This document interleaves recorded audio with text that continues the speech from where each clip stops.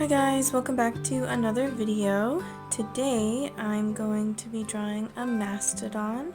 This is the next installment in my LaBrea Tar Pits Fossils set. I was really anxious to get a move on with more of this artwork because I really just want to see the finished products already, but I have to do all the art for the pieces first, and I just really want to get to making the sticker sheets, maybe sticker pack, and largely the t-shirts. I already started working on what would you call that, like outlines, the designs I'm using for the vinyl, right? Because I can make shirts, probably print on demand with the full artwork, but I want to make by myself some like basically silhouettes of these fossils with iron-on vinyl. And yeah, I already started doing that I got 2 of them done already, and I just want to see this whole project come to fruition. So I had this sketch sitting around for a while, finally finished it, finally transferred it, and then I just didn't color it for like a week, and I'm like, I need to get on this. So I did today. I'm filming a little differently than I usually do. Normally I just start top down and then like speed it up a lot, and I cut out a lot of the like more mundane things, but I thought I'd slow it down today and kind of show you a bit more of my process. I think people like those kind of videos more.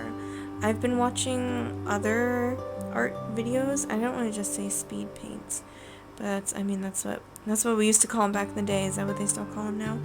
Even if it's not paint? Oh no. But yeah, those videos seem to also slow things down, not just immediately speed things up, show how they choose their colors, things like that. So that's what I'm doing here. I always open up my iPad and get my reference photo ready, and then I use the reference photo and my swatch cards to choose the colors I want. And I often do end up choosing both more colors than I'll end up using, or like some colors that I don't end up using, and then normally at some point in the process I'll end up needing to find 1 or 2 more colors, like in between shades that I just didn't grab before.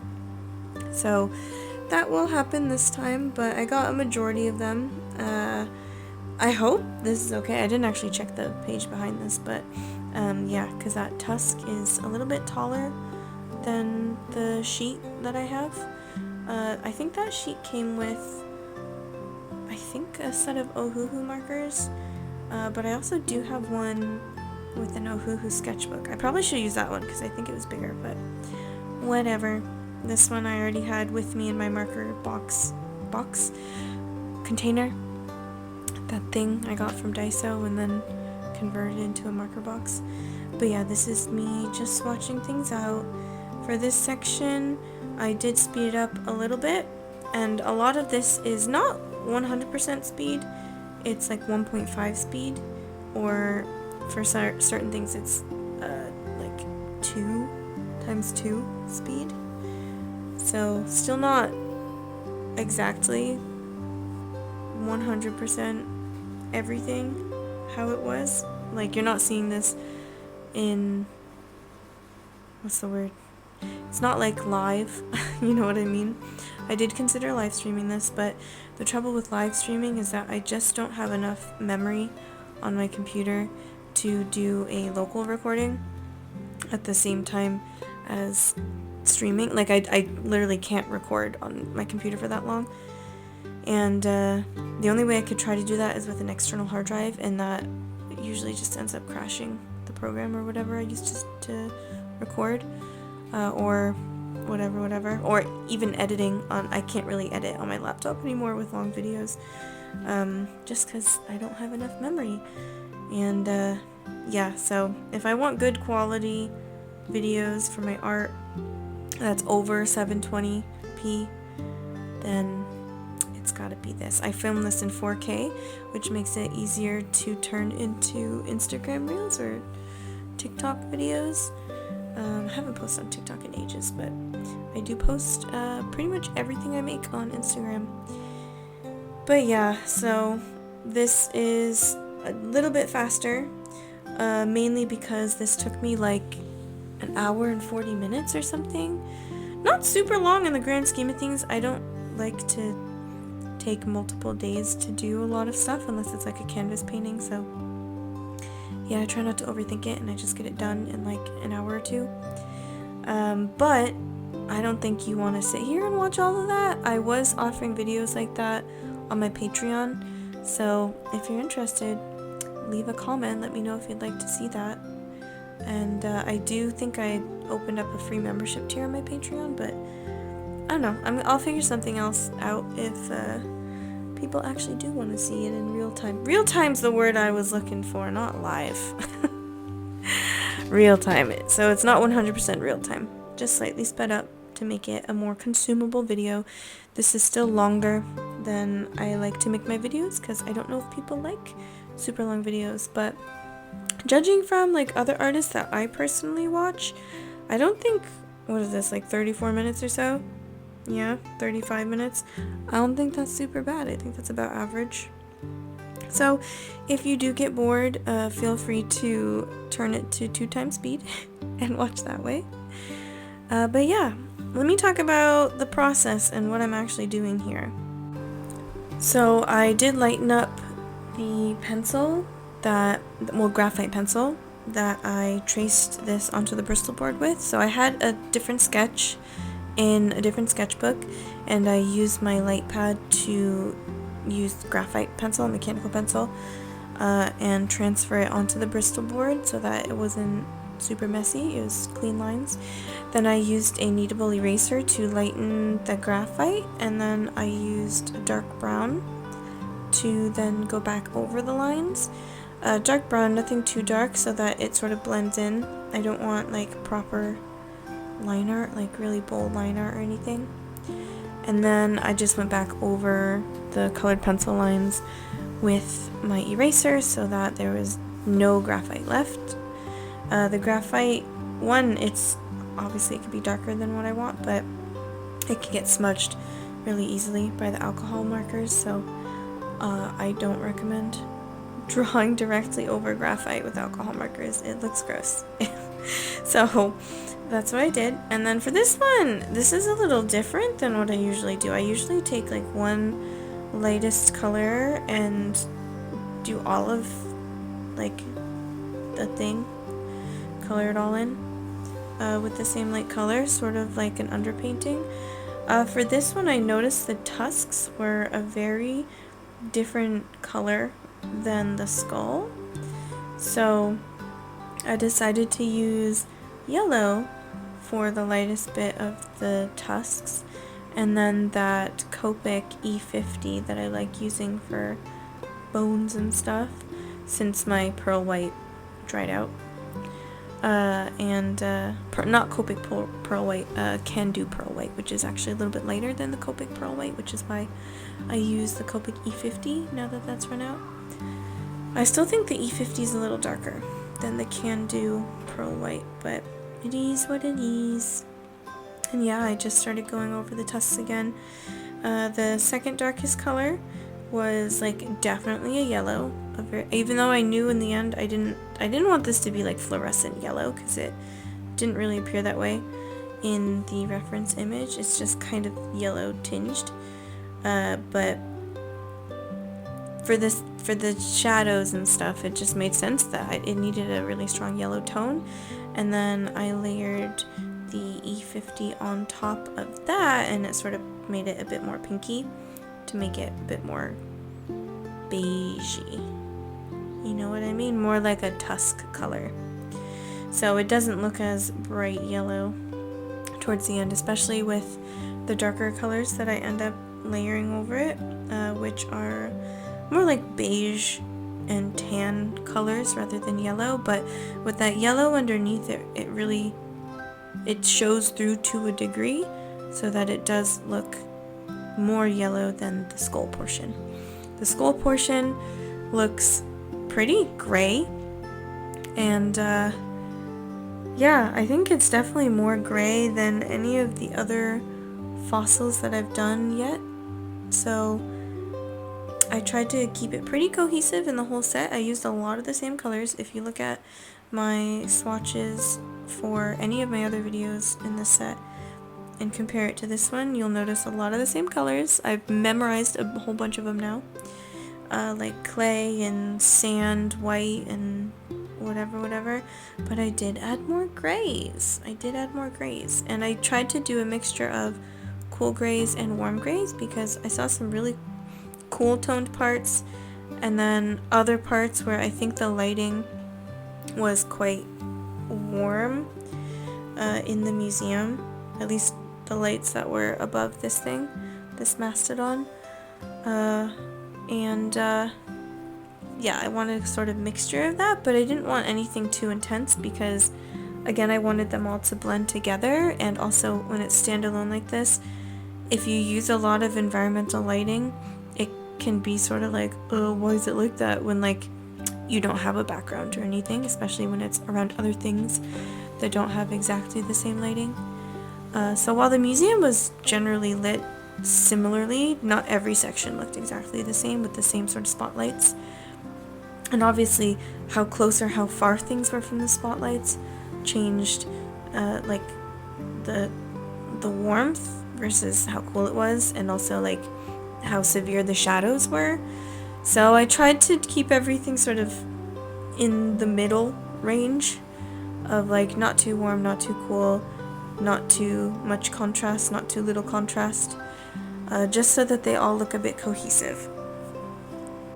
What I really tried to maintain with the tusks here is sort of those lines, like the texture of the tusks, where it looks sort of like ridged, or like there's cracks and things like that.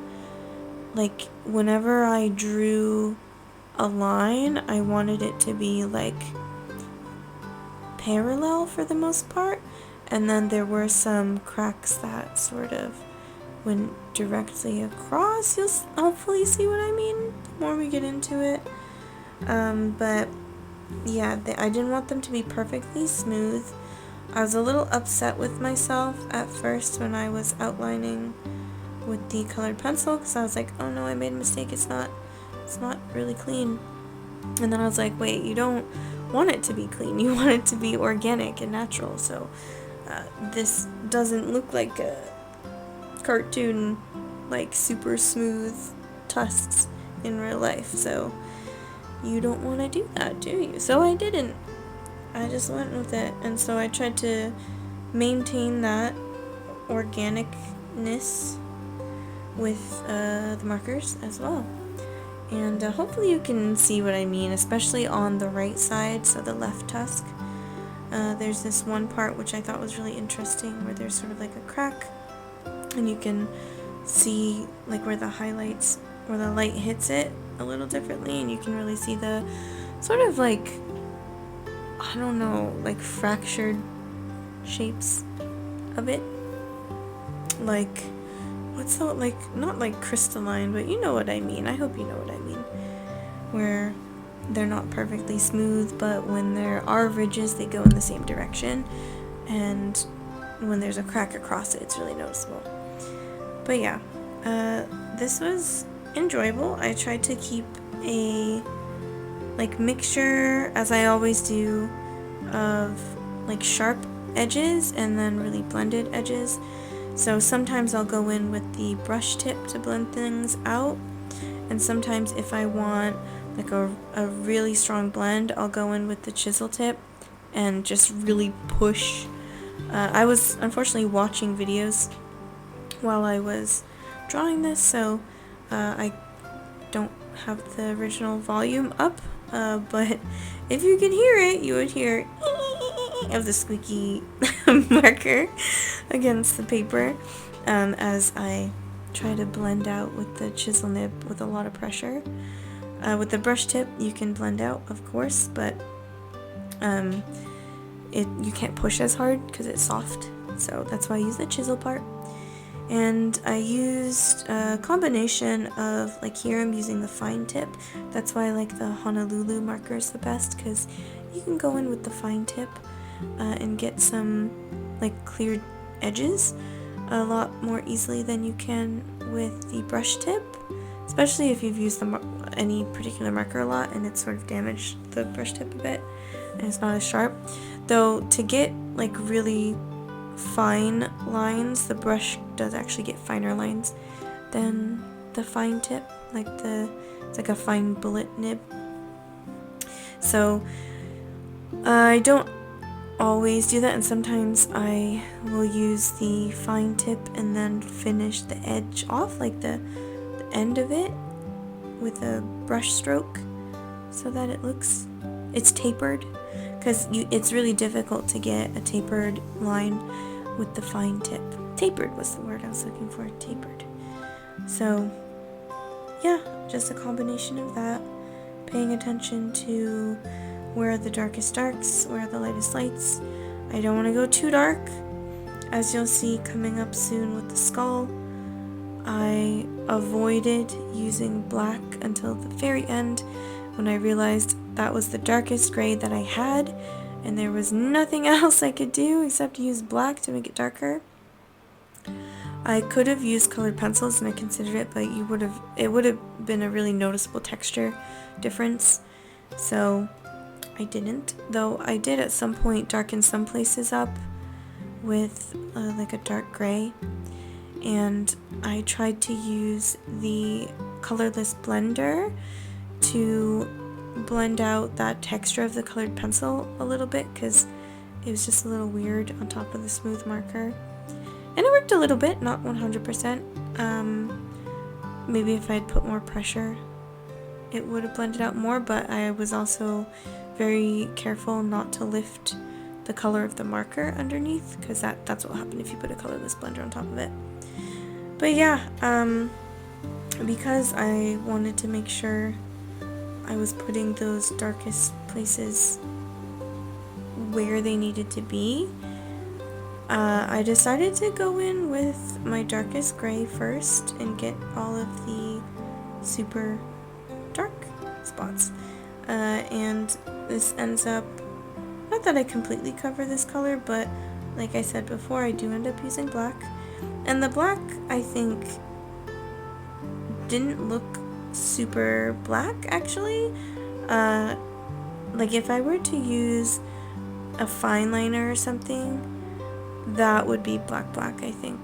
This, I even went over it with lighter gray once I put the black down, and it sort of like, it lifted it a little bit while still keeping it pretty dark. And I used it as sparingly as I felt I could, so hopefully it doesn't look, not to say you can't ever use black in a drawing, but I didn't really use black in any of my other ones. The Antique Bison was the closest one that had like super dark grays, and for that one I used a set of gray markers from Five Below, and I really didn't like them. It was lucky that I was able to salvage that piece, because they really didn't blend well, and they lifted color underneath them, and they really like bled a lot, and it was just not cute. They were hard to work with, and it didn't look that great, so I did not want to use them again, which is why I didn't have a darker gray than this one I first put. So unfortunate, but I think it worked out in the end. And then I went in with this lightest of the grays, and I did try to keep some spots a little lighter. I still wanted like to be able to see where the light hits the most, though of course I did go in later with a white gel pen to bring out the lightest lights, but again, use that sparingly as well. The lightest lights and the darkest darks, I want to look special, so I don't want to do too much of either. So this part was just a lot of grays going back and forth between different shades. Again, I was using some warm grays, some cool grays. I do think I used every gray from my swatch list, though I did mislabel one. I don't know why I wrote EG0, I think it's 020. It's CG, I think, CG020, which means cool gray, but that was the lightest one. Not much else to say about this part. This is where I really started trying to preserve the lightest bits. Before, like, it was kind of too warm just to keep the E50 color. So, the CG020 ended up being the lightest bits of the skull.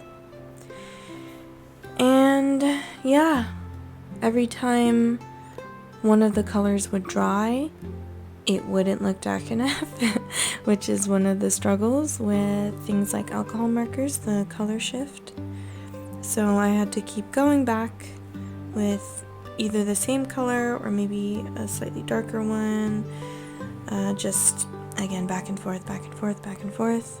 At this point I realized I wanted some in-between shade between CG020 and CG050, so that's why I went back and I grabbed this one. I didn't label it.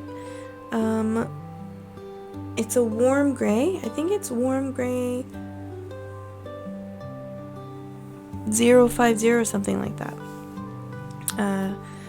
It's too blurry to see in the video here, but yeah, it is a warm gray, which I was worried about.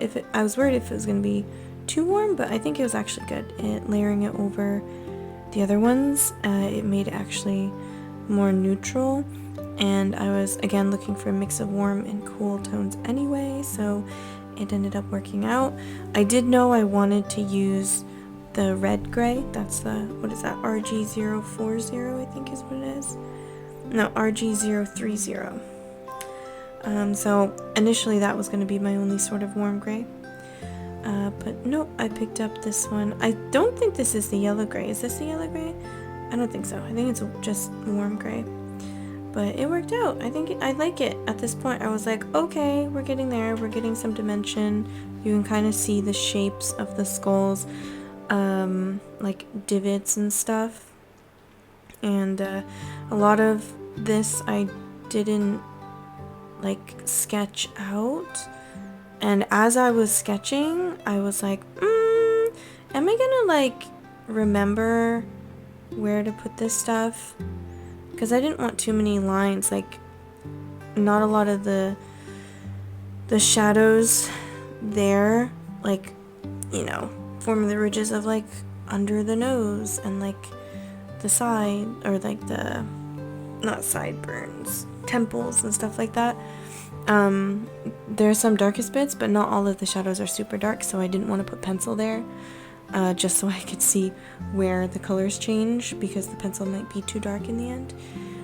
But I think it worked out. I just went little by little because I didn't want to put anything down that I would regret after. And then I do have to say, okay, the bottom part with the mouth, I was like, oh my god, am I gonna have to draw a bunch of teeth? How am I gonna do that? Honestly, in the reference image, if you go back, I mentioned this in the previous video, but I'm not keeping the reference image up the whole video anymore just because I find it really distracting and it covers up a lot of the art. But if you want to go back and look at it, you can see, you can't really see a lot of shapes. You can't see a lot of shapes in the bottom part. It's mostly covered with very dark shadow. So that's how it is. It's not readable, right? Because of the shadow. And hopefully that's fine.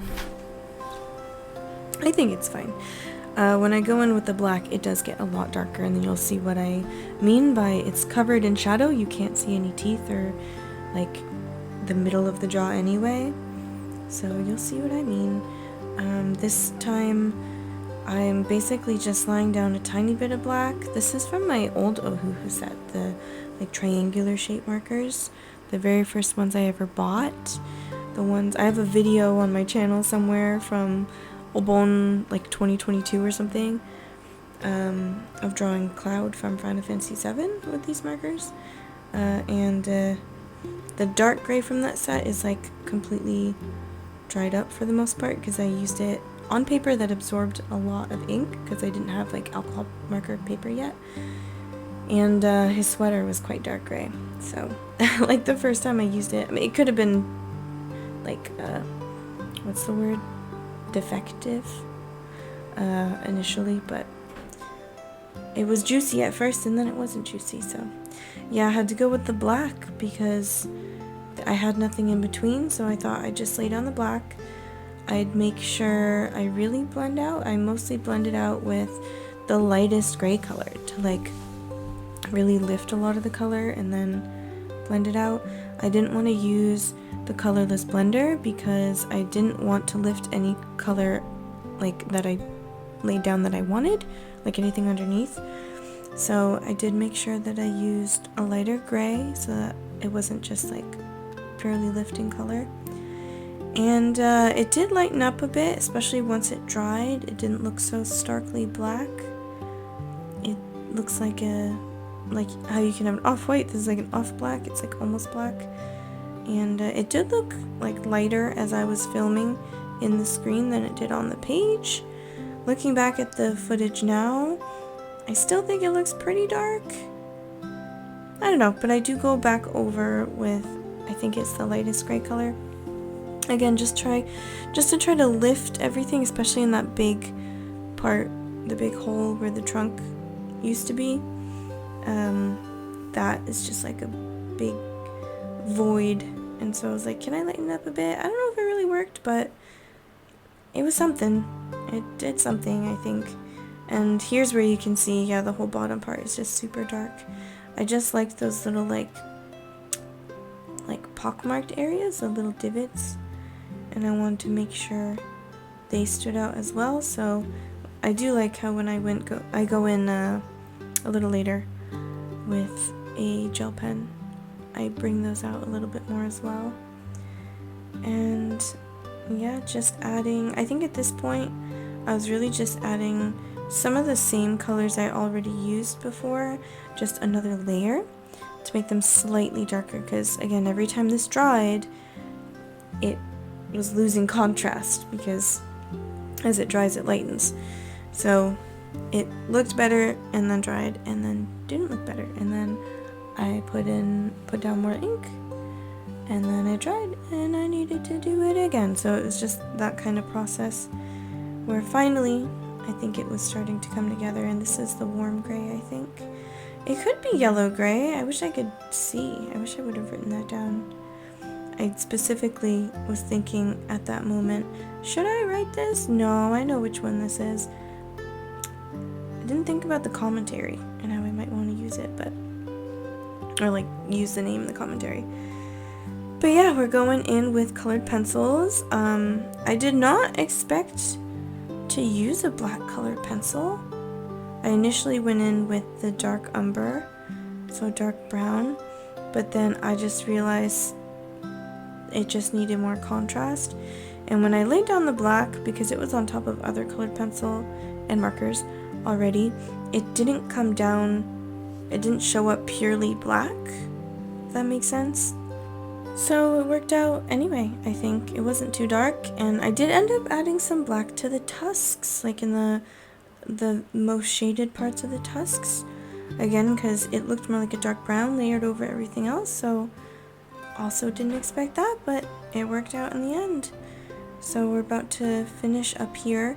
I did use light brown, or like a lighter color of brown, on the other parts of the tusk.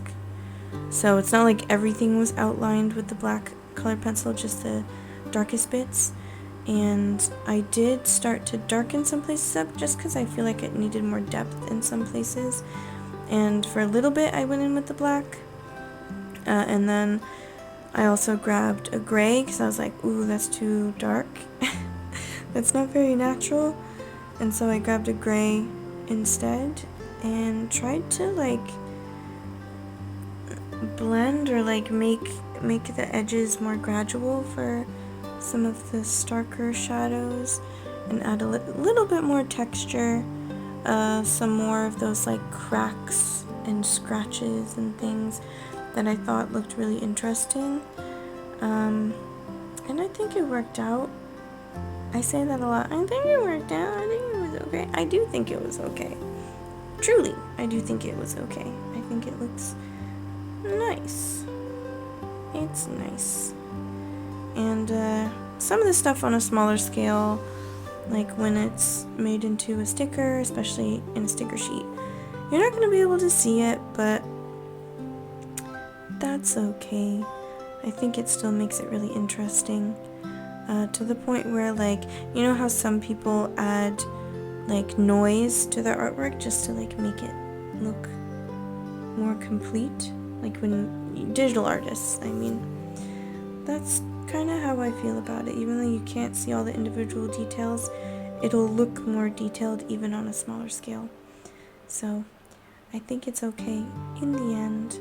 And maybe this will be on a t-shirt as well, so if that's the case, then it's fine, because it'll be bigger. And yes, I know this is going off the edge of the camera, but it's just a little bit. I didn't want to zoom out again just to get the really top of the tusks there. So the really I am getting a migraine. Oh my god.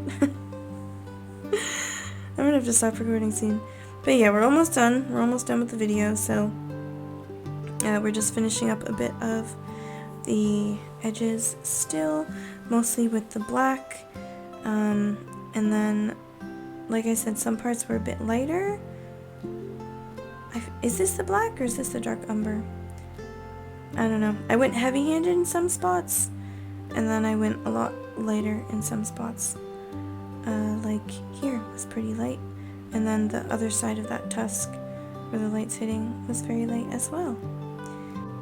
As soon as I finish up with this colored pencil, I'm gonna go in with some of the highlights. Not a lot of highlights for the tusks themselves. I feel like a lot of the lighter bits I was able to preserve instead of coloring over and then having to bring back with highlights. Oh, this is where I bring in that gray. So some of that dark colored pencil doesn't look as stark. And this is where I was using the colorless blender, actually, to try and blend out some of that really rough colored pencil texture. It worked a tiny little bit, but I didn't want to lift anything too much, so I didn't really scratch, you know, like scrub it. So it's alright. And yeah, we're going in with the highlights. This is the Holbein White. Didn't end up using it as much as I usually do, because it didn't really like show up. Again, because I think I preserved a lot of the light colors already, so it wasn't that big of a difference. So I was like, okay, let me just bring in my gel pen then, and then we'll get the whitest whites. And here are the whitest whites. I didn't want to overdo it, just a little bit, just like the absolute shiniest bits that I saw. I don't want it to look plasticky or anything like that. Oh, I love that part of the jaw. It really brought out those divots. And then some of those marks on the tusks as well, I thought looked really cool. And that's it, we're done. Let's do a signature in the corner, as any responsible artist does. That is my name and the year. Some artists have cool signatures. Mine's kind of lame, sorry. But yeah, let's do a little bit of a close-up. And yeah, thanks for watching. If you like this video, please give it a like, and please subscribe if you want to see more videos like this in the future. See you next time. Bye!